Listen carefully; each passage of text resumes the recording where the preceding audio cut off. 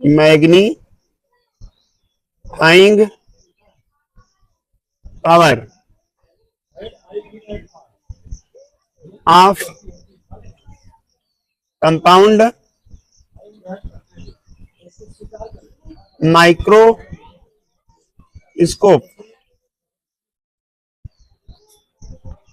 ठीक है, देखिए फिगर कैसे बना था आप लोगों को याद है क्या? किसी को बोलो भाई, किसी को याद है फिगर कैसे बना था? यहां हमने क्या रखा था? एक कम फोकस दूरी कम धारक वाला उत्तल लेंस रखा था, बोलो हाँ या ना। फिर इसके यहां से इसके सामने हमने एक वस्तु रख दिया था। वस्तु इसके फोकस के अंदर रखा गया था बाहर? बोलो, वस्तु इसके फोकस के अंदर रखा गया था बाहर? इसको बोलते हैं यल ओ। तो इसका जो प्रथम फोकस होगा एफ ओ डैश, और इधर यहाँ पे जो होगा ये एफ ओ हो जाएगा।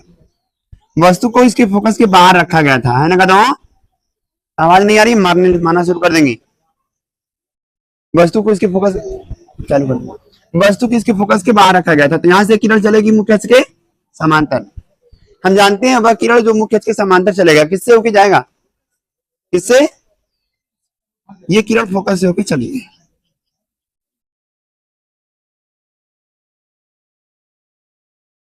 चलिए, दूसरी किरण क्या होगी? किससे होके जाएगी? प्रकाश से केंद्र से ना। तो इसका प्रकाश से केंद्र क्या मान ले रहे हैं? F dash. तो ये किरण आएगी इसके प्रकाश से केंद्र से होके ऐसे जाएगी।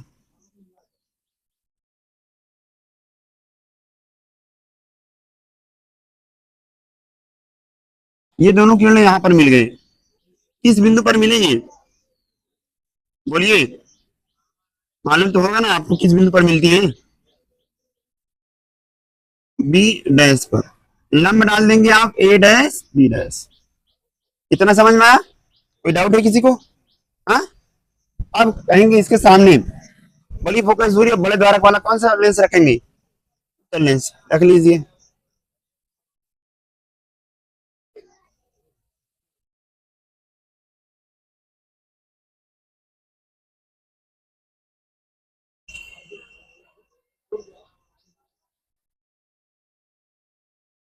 ठीक है, तो बड़ी फोकस दूरी और बड़े द्वारक वाला उत्तल लेंस रख दिया। अब ये इस प्रकार से रखते हैं, इसको इस प्रकार से समायोजित करते हैं दंड चक्रिका से, ताकि प्रतिबिंब इसके अंदर बन जाए।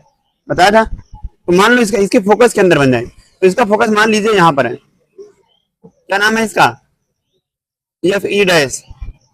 ई मतलब आई, नेत्रिका के लिए आई का यूज कर रहे हैं। इसका एफ ई डैश होगा यार, तो इधर क्या हो जाएगा? F E. एक बार फिर से देख लो। चलो,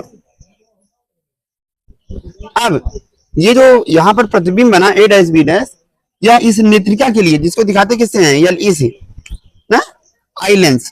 इस नेत्रिका के लिए आभासी वस्तु का काम करेगा। किसका काम करेगा? आभासी वस्तु का। तो फिर से यहां से किरणें चलेंगी। कितनी किरणें? दो किरणें। एक किरण चलेगी मुख्य अक्ष के समांतर। आप लोग अच्छी तरह जानते हैं जो मुख्य अक्ष के समांतर आने वाली प्रकाश किरण अपवर्तन के पश्चात फोकस से होकर जाती है। तो ये रहा फोकस।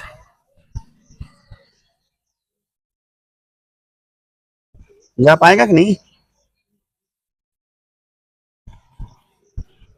चलिए गया, ये थोड़ा सा इधर उधर हो गया। ठीक है, समझ में आया इतना?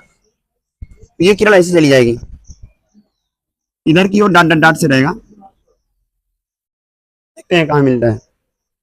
दूसरी किरण किससे होकर जाएगी? इसकी प्रकाशिक केंद्र से। ओ मान लीजिए, यहाँ ओ डैश माना था, वहां ओ मान लीजिए। ओ ई भी लिख सकते हैं चाहे ना। अब ये किरण जो इसके वक्रता केंद्र से प्रकाशिक केंद्र से होकर जाएगी, बिना विचलित हुए आगे निकल जाएगी ऐसे। बोलो हाँ या ना, ना। इस किरण को पीछे बढ़ा लीजिए।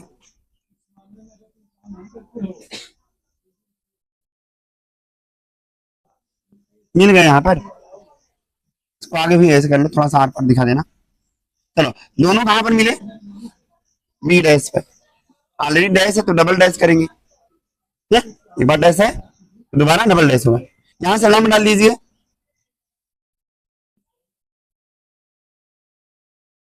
ए double dash B double dash, यही वस्तु का अंतिम प्रतिबिंब है। तो इस अंतिम प्रतिबिंब के द्वारा यहाँ पर जो कोण बनेगा उसको बीटा कहेंगे। सर कहेंगे, आप लोग बोलेंगे सर कोण तो नेत्र पर बनता है, तो नेत्र जस्ट इसके पीछे रखा गया है यहाँ पर, तो ये दूरी बहुत कम होगी, इसीलिए कोण यहाँ बनाइए चाहे यहाँ बनाइए। ठीक है, तो अंतिम प्रतिबिंब के द्वारा जो नेत्र पर कोण बनेगा उसको बीटा से दिखा देंगे। क्लियर है? और इस वस्तु के द्वारा नेत्र पर जो कोण बनेगा उसको अल्फा से दिखाएंगे। वो फिगर यहां अलग बना रहे हैं।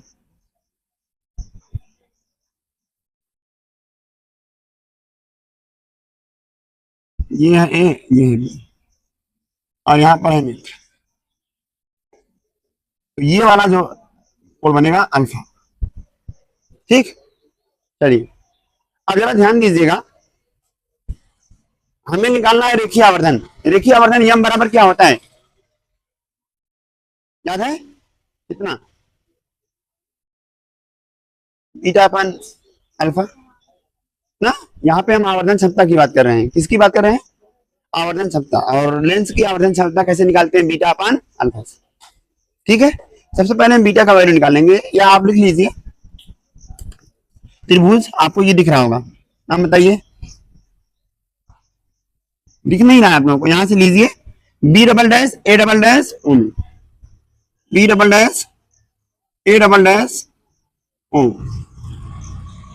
अगर हम टेन थीटा लगाना चाहें, थीटा के स्थान पे यहाँ बीटा है, तो टेन थीटा बराबर क्या होता है? लंब बटे, जोर से बोलो। ठीक है, लंब बटे आधार। तो अगर ये फिगर मैं यहाँ अलग से दिखाऊं तो देखिए ये बीटा है सर, यहाँ बी डबल डैश है, यहाँ ए डबल डैश है। तो अगर ये बीटा के सामने वाली भुजा को हम बोले तो क्या बोलेंगे? इस कोण के सामने वाली भुजा को क्या कहते हैं? हाँ, लंब कहते हैं। तो लंब का वैल्यू हो गया A double dash B double dash बटे आधार। आधार मतलब यहां से यहां की दूरी। तो यहां से यहां की दूरी क्या है? ओ ए डबल डैश, है ना। अब आप जानते हैं टेन बीटा लगभग किसके बराबर होगा? बीटा की। और ये बराबर हो जाएगा A double dash B double बटे ओ ए डबल डैश। ठीक, समीकरण नंबर, समीकरण नंबर, ठीक। हाँ, एम ई बराबर 1 प्लस डी अपान एफ होता है। बोलो कितने लोगों ने पढ़ा है? बस यहाँ पर ई नहीं लिखा था मैंने, है ना। तो बड़ा वाला एम था, तो एम बराबर आप लोगों ने फाइनली पढ़ा था 1 प्लस डी अपान एफ। याद आ रहा है कुछ? ये कंडीशन बनी थी, ये कब लगेगा? जब प्रतिबिंब स्पष्ट न्यूनतम दूरी पर बनेगा तब। तो मान लीजिए यहां से यहां पर जो प्रतिबिंब बन रहा है तो स्पष्ट न्यूनतम दूरी पर बन रहा है, अर्थात कितनी दूरी पर बन रहा है? डी दूरी पर। कितनी दूरी पर? ये बात समझ में आ रही है? यहां से नेत्रिका से जो प्रतिबिंब बन रहा है उसकी दूरी कितनी है? डी। ठीक, चलिए बीटा का वैल्यू निकाल लिया, अल्फा का वैल्यू भी निकाल लीजिए। तो हम क्या कहेंगे? अल्फा कहाँ मिलेगा? यहाँ देखिए ऊपर देखिए अल्फा मिल जाएगा। कौन सा त्रिभुज है ये? यहाँ पर ई ले लीजिए।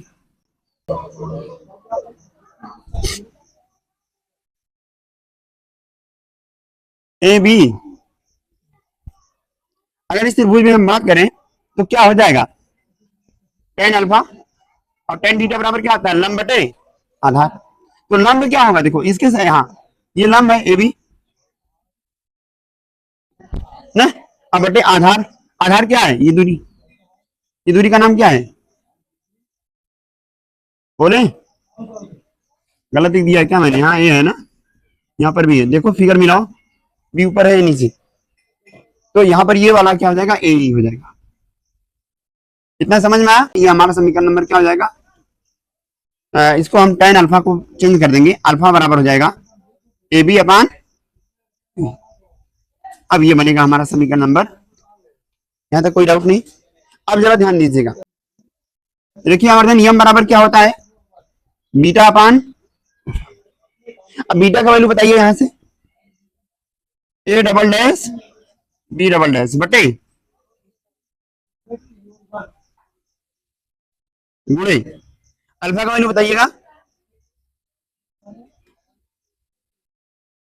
ए बी बटे। ठीक है, समझ में आया यहां तक? हाँ तो यहाँ भागे लगा दीजिए। ठीक, अब इसको पलटेंगे, जगह है यहाँ पर A double dash B double dash बटे ओ ए डबल डैश, ये पलटेगा गुणे का चिन्ह लग के। तो जब गुणे का चिन्ह लगेगा तो नीचे वाला ऊपर, वाला नीचे, ये हो जाएगा ए ई बटे क्या हो जाएगा, ठीक है, बी डबल डैश बटे ओ ई। अच्छा देखो, A double dash B double dash बटे ओ ए डबल डैश, ये फिगर में जरा पकड़ो तो कहां पर है। यहां से अगर फिगर को अलग कर रहा हूं, कहां बनाऊं, यहां बनाता हूं, ये बीटा पर है, ध्यान दीजिएगा, यहाँ ए डबल डैश है, A double dash B double dash, क्या आपको ये फिगर में दिख रहा है, A double dash B double dash और फिर ओ, ठीक है। और यहां देखिए बीच में कहीं पर ए डैश बी डैश है, तो क्या मैं इतना बटे इतना के स्थान पे इतना बटे इतना लिख सकता हूं? क्यों लिख सकता हूं? क्योंकि समरूप त्रिभुज है। तो यहां पर A double dash B double dash बटे ओ ए डबल डैश के स्थान पे ए डैश बी डैश बटे ओ ए कर दे रहा हूं, समझ ना, क्योंकि ये समरूप त्रिभुज है। तो यहां हम बदल देंगे, लिखेंगे चूंकि A double dash B double dash बटे ओ ए डबल डैश बराबर क्या आएगा, इस उस फिगर से निकाल रहे हैं, तो इतना बटे इतना बराबर हो जाएगा इतना ए डैश बी डैश बटे यहां से यहां की दूरी ओ ए डैश आया। रखिए, तो इसको रिप्लेस कर दिया मैंने, तो यम बराबर क्या हो गया मेरे पास, इतने के स्थान पे क्या लिख दिया मैंने, ए डैश बी डैश बटे ओ ए डैश, ठीक। और यहां पर हो जाएगा गुणे, ये वाला ऐसे रहने दीजिए, ए ई बटे ए बी। अब देखिए ये दोनों एक में कर लीजिए, ये दोनों एक में कर लीजिए, बस हो गया। तो यम बराबर आ गया A double dash B double dash बटे ए बी गुणे में क्या आएगा ऊपर ए ई, और फिर क्या है,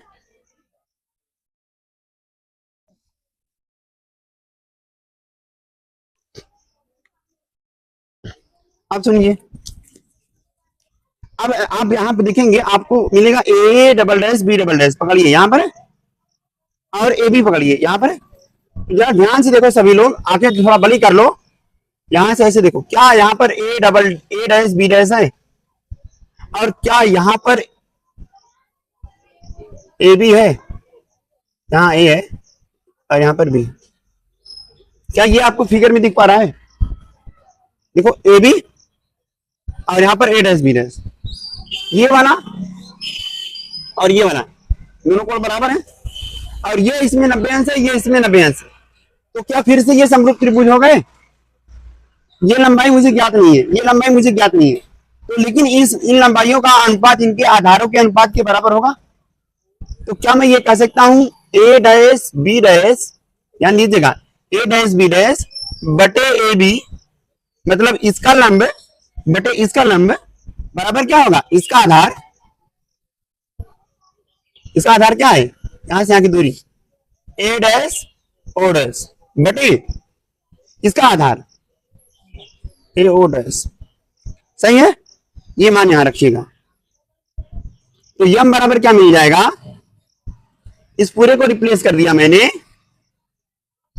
ए डैश ओ डैश बटे ए ओ डैश गुणे ए ई बटे ओ ई डैश। कहेंगे सर ऐसा आपने क्यों किया और क्या फायदा हुआ बताइए, तो चलिए इसका जवाब देते हैं, ऐसा हमने क्यों किया। समस्त दूरियां मुख्य अक्ष पर नापी जाती हैं, तो ये लंबाई थी, ऊपर की लंबाई थी, इसको इस लंबाई को अनुपात निकाल के हमने इसको दूरी में बदल दिया। अब आप जरा बारी बारी से देखिएगा, ए डैश ओ डैश है क्या, दूरी के रूप में लिखना है, तो आप जानते हैं ओ डैश क्या है, प्रकाशिक केंद्र है, और ए डैश क्या है, जहां पर पहला प्रतिबिंब बन रहा है, तो यहां से यहां की दूरी क्या होगा, सोचिए और बताइए, क्या यह वी ओ होगा, सोच लीजिए फिर बोलिएगा यस सर, वैसे मत बोलिए, प्रकाशिक केंद्र से प्रतिबिंब की दूरी, ये रहा प्रकाशिक केंद्र और ये रहा प्रतिबिंब, पहला प्रतिबिंब, तो यहां से यहां की दूरी को वी ओ से दिखाएंगे, क्योंकि प्रतिबिंब से प्रकाशिक केंद्र की दूरी को वी से दिखाते हैं। अब ये हम किसके लिए बात कर रहे हैं, ऑब्जेक्टिव लेंस के लिए बात कर रहे हैं, इसीलिए वी ओ कर दिया, ओ फॉर ऑब्जेक्टिव, ठीक है। उसके बाद बताइए,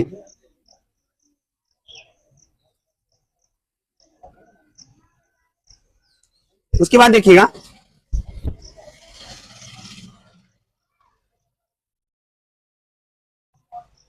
ये चीज हो गया। इतना समझ में आया कि नहीं आया? मतलब यहां से यहां की दूरी को मैंने वीओ कर दिया। कोई दिक्कत है किसी को? अच्छा, नीचे देखिए ए ओ डैश क्या है? प्रकाशिक केंद्र से वस्तु की दूरी। तो क्या इसको हम यू ओ कह सकते हैं? यस और नो? अब ये इस पार है तो क्या माइनस साइन के साथ रहेगा? बोलिए, वैल्यू रख रहे हैं यहाँ पर। तो इतने का वैल्यू क्या है सर? इतने का वैल्यू है वी ओ। इतने का वैल्यू क्या आया?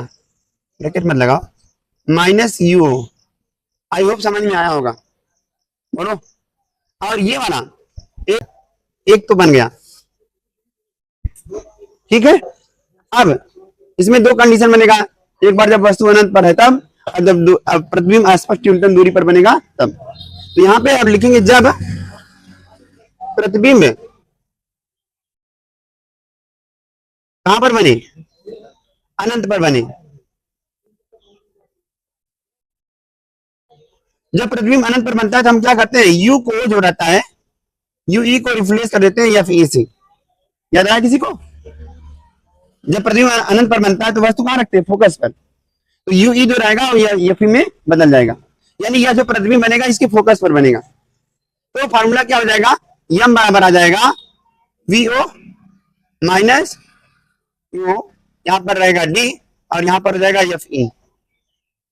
ये केस फर्स्ट की बात है, जब प्रतिबिंब स्पष्ट न्यूनतम दूरी पर बनेगा, जब प्रतिबिंब अनंत पर बनेगा तब।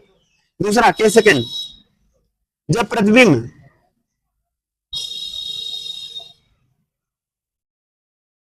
अनंत पर बने, सॉरी अस्पष्ट न्यूनतम दूरी पर बने।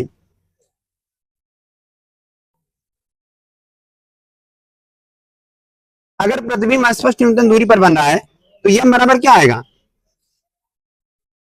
वी ओ बटे, और आप जानते हैं डी अपान यू ई का वैल्यू कल निकाला गया था, 1 plus D upon F E हो गया था। याद आया? देखो ये वी ओ बटे यू ओ, हम जानते हैं यम बराबर होता है वी अपान। तो इतने के स्थान पे अगर ओ ओ लगाया है यहाँ पर, यहाँ भी ओ लगा देंगे, तो ये हो गया यम ओ, चिन्ह माइनस का तो माइनस एम ओ, ठीक। और गुणे ये क्या है? ये रेखीय आवर्धन ही है, या आवर्धन क्षमता है किसकी? किसकी आवर्धन क्षमता है? ये नेत्रिका की। तो इसको लिखेंगे यम ई। क्या लिखेंगे? हो गया फार्मूला। आया समझ में? चलो एक बार दोहरा देते हैं, कल फिर बता देंगे इसको।